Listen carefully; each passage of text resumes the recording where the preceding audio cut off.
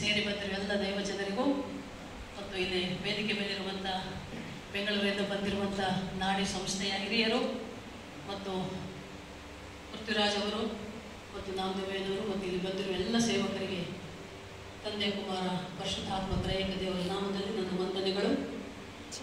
ಈ ನಾಡಿ ಸಂಸ್ಥೆಯವರು ನಮಗೆ ಪರಿಚಯವಾಗಿ ಸುಮಾರು ದಿನ ಆಯಿತು. ಅವರು ಬೆಂಗಳೂರಲ್ಲಿರ್ತಾರೆ. ಅವರೆಲ್ಲರೂ ಕೂಡ ಸೇವೆ ಮಾಡ್ತಾರೆ. ಒಳ್ಳೆಯ ಪಾಸ್ಟರ್ಗಳು ಬೆಂಗಳೂರಂಥ ಮಹಾನಗರದಲ್ಲಿ ಸೇವೆಯನ್ನು ಮಾಡ್ತಾ ಇದ್ದಾರೆ ಮತ್ತು ಈ ಒಂದು ಸಂಸ್ಥೆಯನ್ನು ಕೂಡ ನಡೆಸ್ತಾ ಇದ್ದಾರೆ. ನೋಡಿ, ನಾಡಿ ಅನ್ನೋದು ಮನುಷ್ಯನಿಗೆ ಜೀವನಾಡಿ. ಹುಷಾರಿಲ್ಲ ಅಂದರೆ ಡಾಕ್ಟರ್ ಫಸ್ಟ್ ನೋಡೋದು ನಾಡಿ ಬಡಿತ ಸರಿಯಾಗಿದೆಯಾ ಇಲ್ಲ ಅಂತ. ಹಾಗೆ ನಾವು ದೇವ ಸೇವಕರಾದವರು ಸೇವೆ ಮಾಡೋದಕ್ಕೆ ಕೂಡ ಒಂದು ಅರ್ಹತೆ, ಯೋಗ್ಯತೆ, ಅಧಿಕಾರ ನಮಗಿರಬೇಕು ಅಲ್ವಾ? ಕೊಲಸಿ 3ನೇ ಅಧ್ಯಾಯ 12ನೇ ವಚನ ನಾವು ನೋಡುವಾಗ ಅಲ್ಲಿ ದೇವರ ವಾಕ್ಯ ಈ ರೀತಿ ಹೇಳ್ತದೆ, ನಾವು ಯಾರಾಗಿದ್ದೇವೆ, ಕ್ರೈಸ್ತರು ಅಂದರೆ ಯೇಸು ಸ್ವಾಮಿನ ನಂಬಿದವರು ಮತ್ತು ಸೇವಕರಾದ ನಾವು ಯಾರಾಗಿದ್ದೇವೆ ಅಂತ ವಾಕ್ಯ ಹೇಳ್ತಾ ಇದೆ. 1 ಆರಿಸಲ್ಪಟ್ಟವರು, 2 ಪ್ರತಿಷ್ಠಿಸಲ್ಪಟ್ಟವರು, 3ನೇದು ಪ್ರಿಯರು. ದೇವರಿಗೆ ಪ್ರಿಯರಾದವರು, ದೇವರಿಂದ ಪ್ರತಿಷ್ಠಿಸಲ್ಪಟ್ಟವರು ಮತ್ತು ದೇವರಿಂದ ಆರಿಸಲ್ಪಟ್ಟವರು. ಆ ರೀತಿ ದೇವರು ಇವರನ್ನು ಆರಿಸಿಕೊಂಡಿದ್ದಾನೆ ಸೇವೆ ನಿಮಿತ್ತವಾಗಿ. ಅಷ್ಟೇ ಅಲ್ಲ, ಸೇವಕರನ್ನ ಸೇವೆಗೆ ಪ್ರೋತ್ಸಾಹಿಸುವುದಕ್ಕೆ. ಈ ದಿನಮಾನಗಳಲ್ಲಿ ನಾವು ನೋಡ್ತಾ ಇದ್ದೇವೆ, ನಮ್ಮ ದೇಶದಲ್ಲಿ, ನಮ್ಮ ನಾಡಿನಲ್ಲಿ ಅನೇಕ ಕಡೆ ವಿವಿಧ ರೀತಿಯ ಶೋಧನೆಗಳು. ಸೈತಾನನು ಅನೇಕ ಶೋಧನೆಗಳನ್ನು ಸೇವೆಗೆ, ಸೇವಕರಿಗೆ, ಸಭೆಗಳಿಗೆ ತರ್ತಾ ಇದ್ದಾನೆ. ಆದರೆ ಸೇವಕರಾದ ನಾವು ಒಂದು ಅಧಿಕಾರಪೂರ್ವಕವಾಗಿ ಸೇವೆ ಮಾಡಬೇಕು ಅಂದರೆ ಅದಕ್ಕೆ ಒಂದು ಸರ್ಟಿಫಿಕೇಟ್ ಅಂತ ಇದ್ದರೆ ಒಳ್ಳೆಯದು ಅಂತ ಯೋಚನೆ ಮಾಡಿ ನಮ್ಮ ಬಳ್ಳಾರಿಯಲ್ಲಿ ಮತ್ತು ನಮ್ಮ ಒಂದು HM ಸಂಸ್ಥೆ ಅಂತ ನಾವು ಸ್ವಂತ ಮಾಡ್ಕೊಂಡಿದ್ದೇವೆ. ಇಂಡಿಪೆಂಡೆಂಟು ಆಶೀರ್ವಾದ್ ಗಾಸ್ಪೆಲ್ ಮಿಷನ್ ಅಂತ ನಮ್ಮದು ಸ್ವಂತ ಸಂಸ್ಥೆ.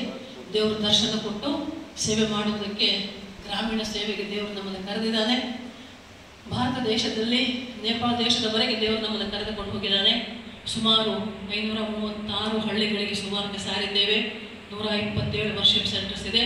ಅನೇಕ ಸೇವಕರು ನಮ್ಮ ಕೈಗಳಿಗೆ ಸೇವೆ ಮಾಡ್ತಾ ಇದ್ದಾರೆ.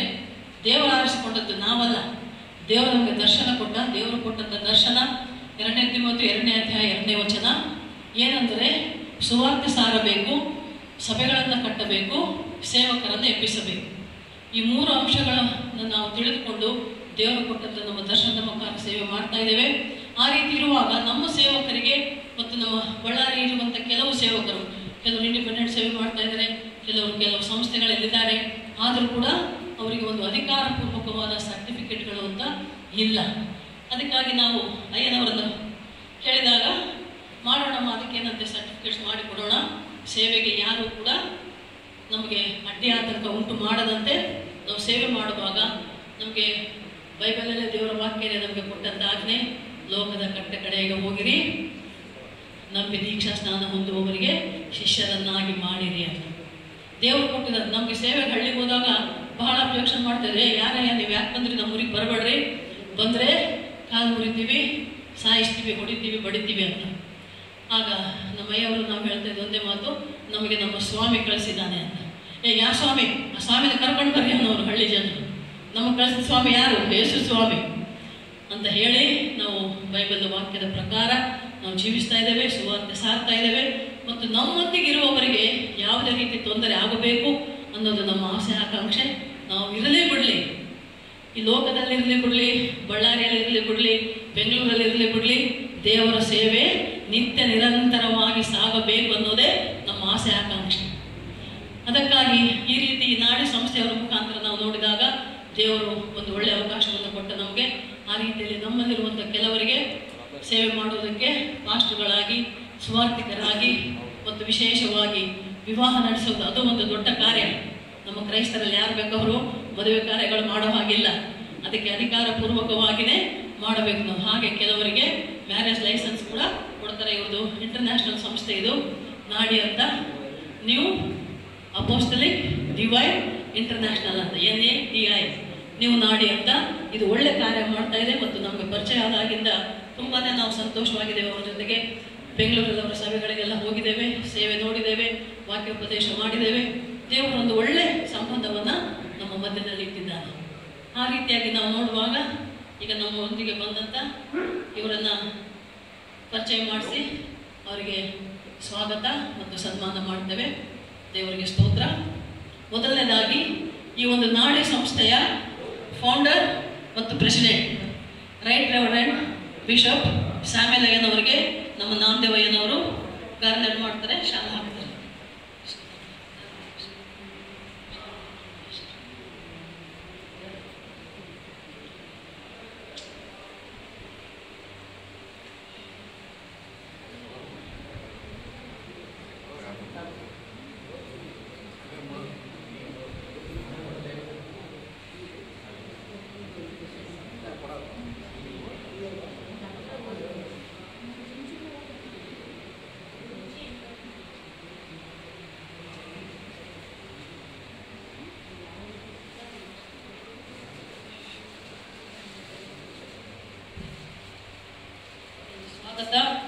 ಮತ್ತು ಸನ್ಮಾನ ಮಾಡ್ತಾ ಇದ್ದೇವೆ.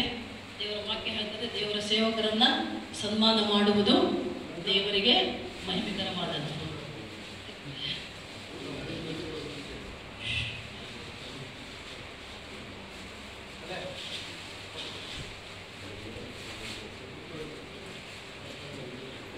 ಚಪ್ಪಾಳೆ ಹೊಡಿರಪ್ಪ ಎಲ್ಲರೂ. ದೇವರ ಸೇವಕರನ್ನ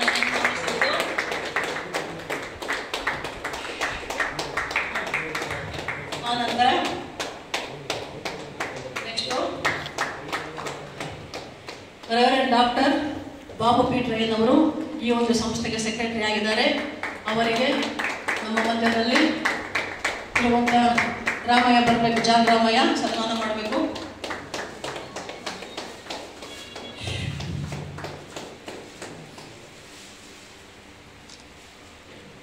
ಪ್ರಸಾದ್ ಬಂದಿದ್ದಾನ? ಇನ್ನೂ ಗೊತ್ತಿಲ್ಲ.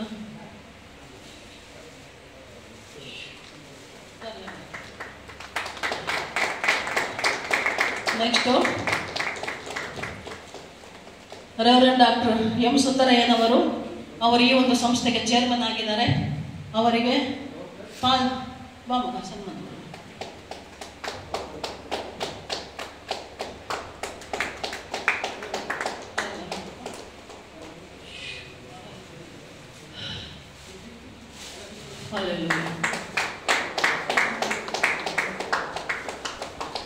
ಆನಂತರ ಬ್ರದರ್ ಡಿ ಸೋಲಮನಯ್ಯನವರು, ಆರ್ಗನೈಸರ್ ನ್ಯಾಷನಲ್ ಕಮಿಟಿ, ಈ ಒಂದು ಸಂಸ್ಥೆಗೆ ನ್ಯಾಷನಲ್ ಕಮಿಟಿಗೆ ಆರ್ಗನೈಸರ್ ಆಗಿದ್ದಾರೆ.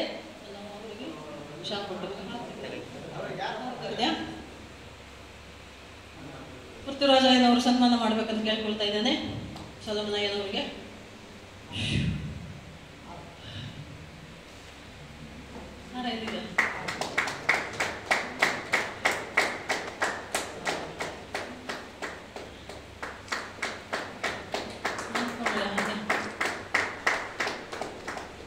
ದೇವರಿಗೆ ಸ್ತೋತ್ರ. ಇಂಥ ಒಂದು ಸೇವಕರ ಪರಿಚಯ ನಮಗಾಗಿರುವುದು ಮತ್ತು ಇಲ್ಲಿ ಬಂದಿರುವ ಎಲ್ಲರಿಗೂ ಕೂಡ ಮತ್ತೊಮ್ಮೆ ನಾನು ವಂದಿಸ್ತಾ ಇದ್ದೇನೆ. ಅದೇ ವಾಕ್ಯ ನಾವು ನೋಡುವಾಗ ಕೊಲೊಸ್ಸೆಯರು 3ನೇ ಅಧ್ಯಾಯ 12ನೇ ವಚನ ನಾವು ಯಾರು ಅನ್ನೋದನ್ನು ಹೇಳ್ತದೆ. ಮುಂದಿನ ವಚನಗಳು ನೋಡುವಾಗ ನಾವು ಹೇಗಿರಬೇಕು ಅಂತ, ಸೇವಕರು ವಿಶ್ವಾಸಿಗಳು ತಮ್ಮನ್ನು ತಾವು ತಗ್ಗಿಸಿಕೊಂಡು ದೀನ ಭಾವದಲ್ಲಿರಬೇಕು, ಸಾತ್ವಿಕತೆಯಿಂದ ಕೂಡಿರಬೇಕು, ದೀರ್ಘ ಶಾಂತಿಯಿಂದ ಕೂಡಿರಬೇಕು, ತಾಳ್ಮೆ ಹೊಂದಿರಬೇಕು.